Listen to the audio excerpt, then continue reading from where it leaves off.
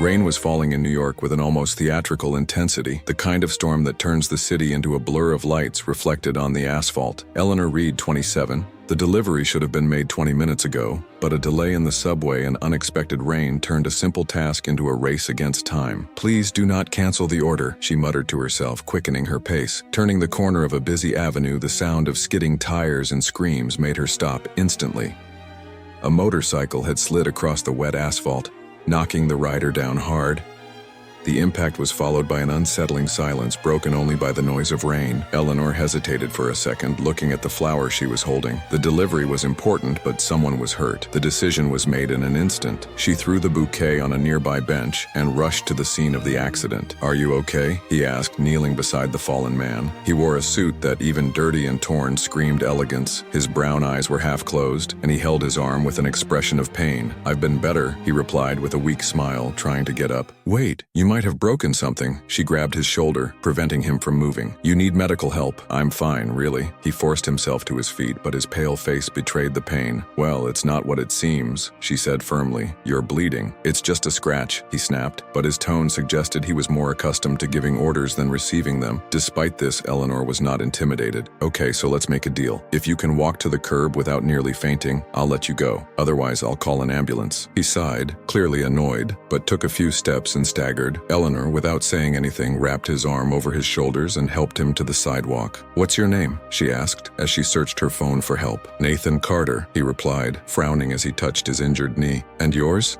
"Eleanor," he said, without looking up from his phone. "And now, Nathan, are you going to let me help, or are you going to insist on that silly pride of yours?" For a moment his gaze softened. "I must be very lucky today. Of all the strangers who could have stopped, it was you." Eleanor rolled her eyes, but felt her cheeks flush slightly. She had little time to think about her own luck, or lack thereof, but there was something about Nathan's way that intrigued her. As the cab she called arrived to take him to the hospital, he took a business card from his pocket and held it out to her. "I'm not the kind of person who likes to owe favors. Look for me so that I can reciprocate." "That wasn't a favor," she said, gently pushing the card back. "It was just what anyone should do." But Nathan insisted, leaving the card in his hands before getting into the cab, giving him one last look. Eleanor stood there, her bouquet forgotten on the bench and her business card weighing on her palm. The name Nathan Carter was engraved in gold letters, along with the title, President of Carter Holdings. She sighed, shoving the card into her pocket. What a day. She picked up the bouquet and ran down the sidewalk again, not realizing that at that moment, their lives had begun to intertwine in a way neither of them could have predicted. 2 days have passed since the unusual meeting between Eleanor and Nathan. The business card was still forgotten in the pocket of her coat, now hanging behind the door of the small apartment she shared with her cat, Molly. Between deliveries and the relentless search for a second job, Eleanor didn't have time to think too much about the stranger with the intense eyes who had insisted on leaving her with that piece of gold paper. But fate seemed to have other plans. That afternoon, Eleanor was at the flower grower where she worked, arranging white roses in a ceramic vase. The sound of the door opening caught her attention and she turned to answer. When his eyes met those of Nathan Carter, standing there in an impeccable suit, holding an inconspicuous cane, the air seemed to come out of his lungs. "You again," she said, not hiding her surprise. "I warned you I don't like to owe favors," he replied with a smile that was both charming and disarming. "I came here to thank you personally." "Did you come to buy flowers?" Eleanor arched an eyebrow, ignoring the discomfort of feeling her cheeks heat up. "Not really. I came to invite you to dinner." The silence between them extended for a few seconds, broken only by the sound of Molly, the cat, scratching at the window. Eleanor blinked a few times, trying to process what she had just heard. "You're kidding, right? Why would I joke about it?" He leaned lightly on the cane, his smile turning into something more serious. "I just want to talk and thank you appropriately. Nothing more than that." Eleanor folded her arms, assessing the man in front of her. There was something about him, a mix of confident charm and unexpected vulnerability, that left her baffled. But at the same time, she felt a pang of distrust. "I'm not the kind of person who goes to the same places that presidents of large companies." Nathan let out a short laugh. "Well, that's great, because the place I have in mind serves the best pizza in New York. No formal dinners. How about tomorrow night?" She hesitated, looking at the lilies in her hands. That was madness. She barely knew him, and he definitely came from a completely different world than hers. But before he could refuse, he was heard saying, "Okay, tomorrow then." Nathan's smile widened as if he knew she would say yes. "I'll pick you up at 7. As he left the shop, Eleanor let out a long sigh, feeling the weight of her doubts. She wondered what exactly she had just accepted. The next day, Eleanor spent the afternoon struggling between insecurities and expectations. When she looked in the mirror, with the simple dress she had chosen, she thought about canceling. But as a small voice in her head kept reminding her, it was just dinner, right? At 7 sharp, Nathan appeared at the door of his building. He wasn't wearing a suit this time, but he still looked flawless in a casual jacket and jeans. The place he had chosen was cozy, with exposed brick walls and an irresistible aroma of melted cheese. During dinner, Eleanor found herself laughing more than she expected. Nathan, despite his sophisticated demeanor, had a surprising way of telling stories that made anyone feel at ease. "So do you really drive all of this?" she asked, taking a sip of wine as she watched him curiously. "I drive, but I don't think it defines me," he replied, a thoughtful twinkle in his eye. "The work is only one part. I'm trying to learn how to slow down." "Slow down?" Eleanor arched her eyebrow. "Yes. For years, I was consumed by work, chasing goals that ultimately don't bring as much satisfaction as I had hoped." Eleanor watched him more closely. There was something in his words, perhaps a shadow of regret, that made her feel that he wasn't just the confident man she'd imagined. "Maybe slowing down means realizing what really matters," she said, surprising herself. Nathan smiled, raising his glass. "I think you're right. By the way, thank you for reminding me of that." By the time he dropped her off at home that night, something had changed. Eleanor couldn't tell what it was, but she felt that their lives were connected in a way she still couldn't comprehend. Upon entering his apartment, she found his business card still in her coat pocket. The golden name seemed to shine differently now. Eleanor sighed, lying down on the couch with Molly by her side. "What am I getting myself into?" he murmured, caressing the cat, not knowing that this dinner would be just the beginning of something that would change their lives forever. The days that followed the dinner made Eleanor uneasy. Nathan, with his unexpected presence and cryptic words, seemed to have ignited something inside her. He continued to show up in her life, sending occasional messages and flowers to the store, always with notes that made her heart race. On the other hand, Eleanor felt torn. Although there was something irresistibly endearing about Nathan, she couldn't ignore the doubts that arose in her mind. Who was he really? Why was he so interested in her, someone who was clearly not part of his world?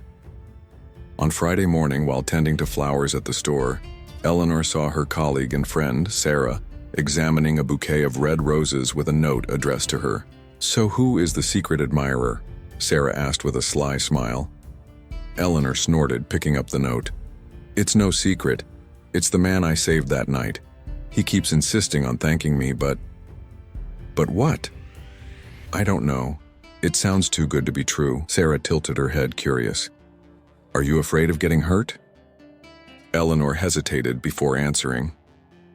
I don't know if I can trust someone who comes from such a different world.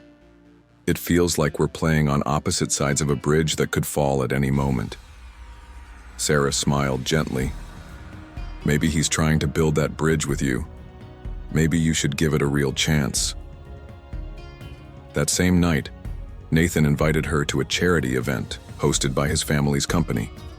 Eleanor initially refused, uncomfortable with the idea of being surrounded by wealthy and influential people. But Nathan was persuasive, assuring her that he would be by her side at all times. When she arrived at the event, wearing a simple black dress borrowed by Sarah, she immediately felt out of place. The lights in the hall were blinding, guests chatting animatedly as glasses of champagne passed from hand to hand. "You've come," Nathan said, approaching her with a warm smile. "I almost didn't come," Eleanor replied, looking around, "but I thought it would be rude to refuse once again." Nathan reached out to her. "Come, I want to introduce you to some people." As they walked around the room, Eleanor noticed that everyone seemed to revere him, as if Nathan was more than just a businessman. The conversations intertwined between politics, economics, and market rumors, and she struggled to keep up. Then in the middle of the event, a tall, blonde, elegant woman appeared. She looked like she came out of a fashion magazine and had a look that made Eleanor feel small. "Nathan," the woman said with a smile that didn't reach her eyes, "you won't introduce me to your invited?" Nathan seemed uncomfortable for a brief moment before answering. "Eleanor, this is Veronica James. Veronica, this is Eleanor Brooks." Veronica examined Eleanor from top to bottom, her smile remaining as fake as before. "Interesting choice of company, Nathan. Well, unusual." Eleanor felt her face heat up, but before she could answer, Nathan intervened. "Eleanor is someone special. I'm sure you'd understand if you got to know people better before judging them." Veronica arched an eyebrow but backed off, casting one last evaluative look before walking away. "Who is she?" Eleanor asked when they were alone. Nathan sighed, running his hand through his hair. "Someone from my past who would love to be a part of my future. But that doesn't matter now." "Doesn't it matter?" Eleanor crossed her arms. "Nathan, all of this, your world, these people, feels like a lifetime away from my reality. And then this woman comes along and makes it look like I shouldn't even be here." Nathan held her hand, his intense eyes meeting hers. "Eleanor, listen. I can't control what others think, but what I feel for you is real. You're right, our worlds are different. But that doesn't mean we can't build something together." Eleanor looked at him, her eyes filled with uncertainty. "You say that now, but what about when you get tired of trying to cross that bridge? What if I'm just a curiosity to you?" Nathan seemed about to answer, but before he could say anything, an older man with gray hair and a serious countenance approached them. "Nathan," said the man, ignoring Eleanor, "we need to talk. Now." Nathan turned to Eleanor, clearly torn. "Give me a minute, please. I won't be long." Eleanor watched as Nathan walked away with the man, feeling more and more lost. Something was wrong, and she knew she needed answers. As she watched, she saw the man point at Nathan in a stern manner, while Nathan seemed to try to keep his cool. Eleanor couldn't hear what they were saying, but something in Nathan's countenance felt different, as if an invisible weight was being placed on his shoulders. When he finally returned, he looked tired but tried to smile. "Sorry about that," he said. Eleanor frowned. "Who was he?" Nathan hesitated, his expression indecipherable. "My father.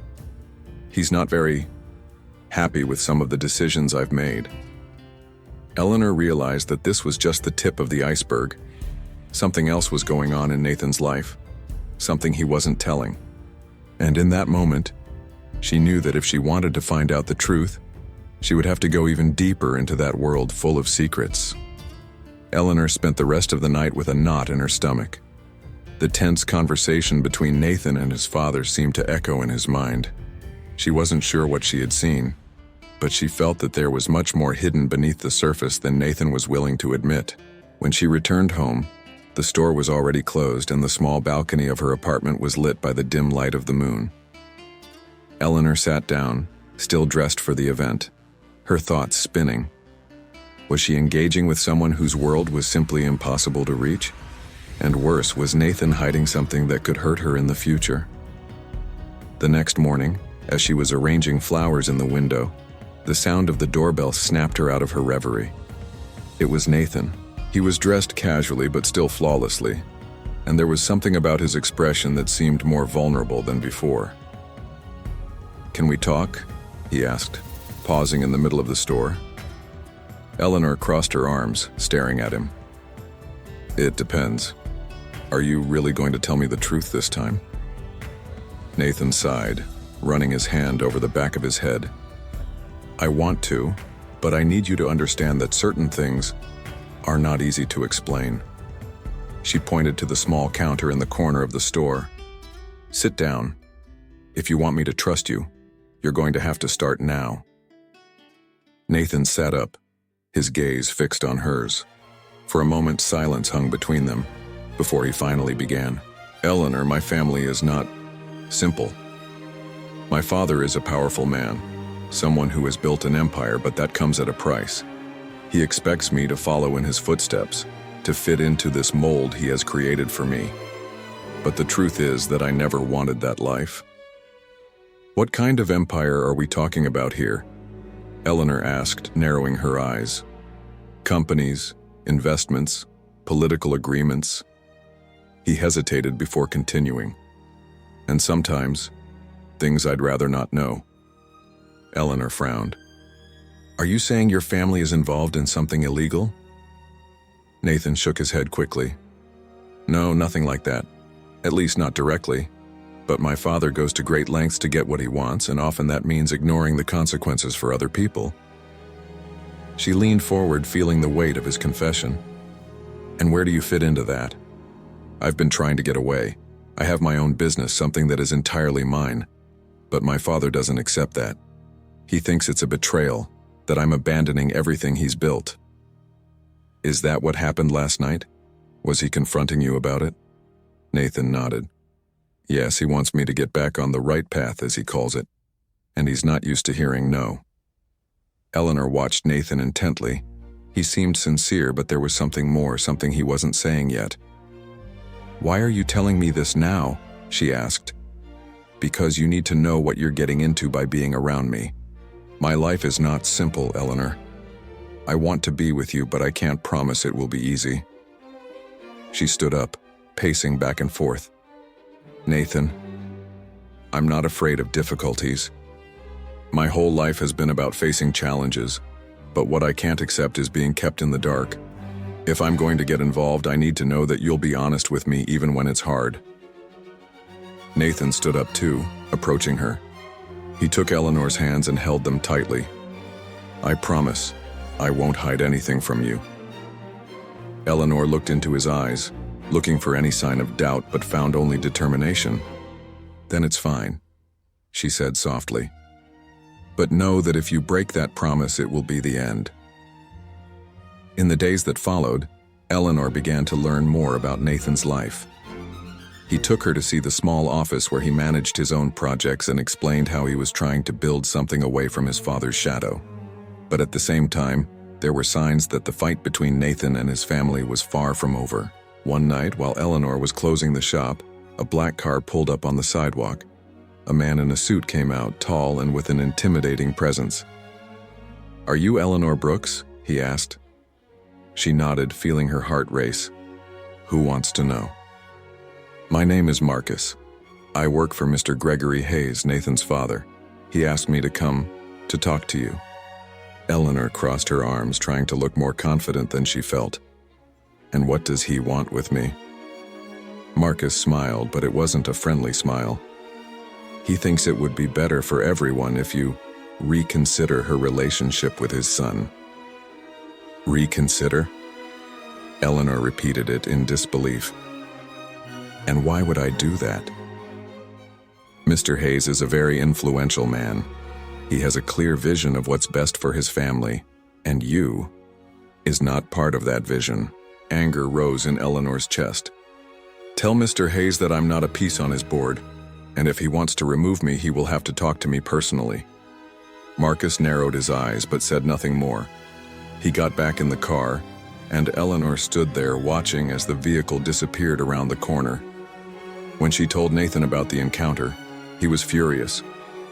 I knew my dad could be manipulative, but this has crossed the line. So what shall we do? Eleanor asked. Nathan held her hands, his gaze decisive.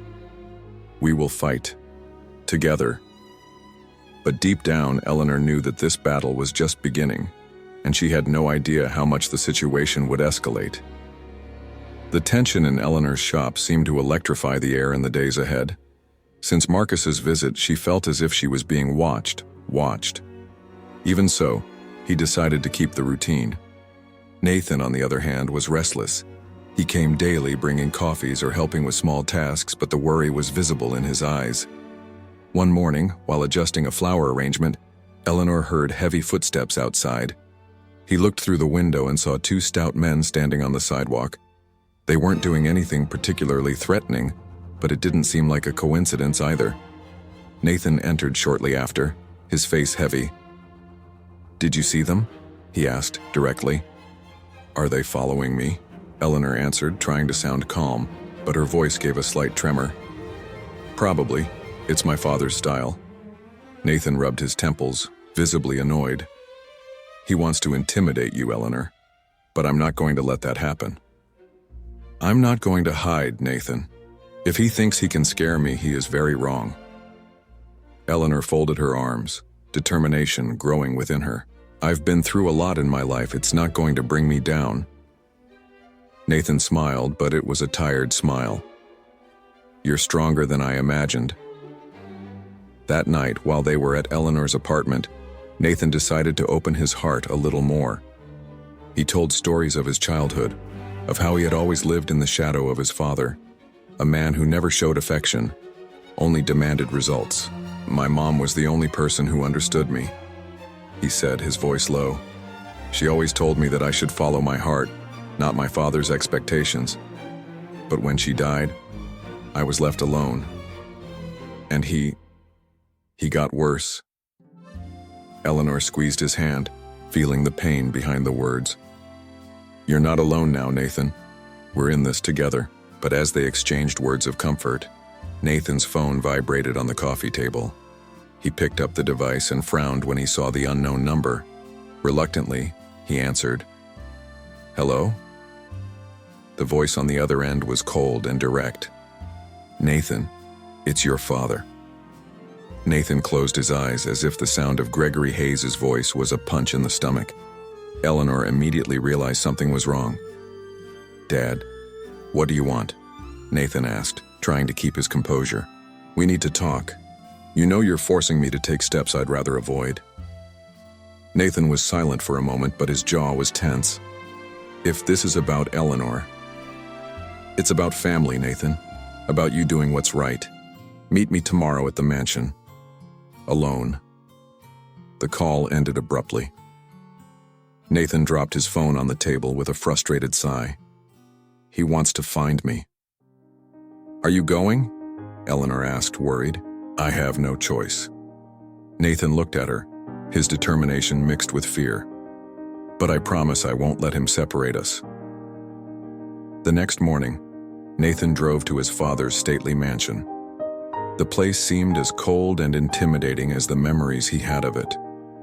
Gregory Hayes was waiting for him in the office, sitting in a leather chair that looked like a throne. "You've come," Gregory said, standing up. He was a man of imposing presence, with perfectly combed gray hair and calculating eyes. "Speak up, Dad. I'm here because you insisted, but I'm not going to stay long." Gregory gave a cold smile, straight to the point. "I've always admired that in you, but you need to understand that your choices are harming not only you, but the entire family." Nathan folded his arms. "If you want me to go back to the Empire, the answer remains no."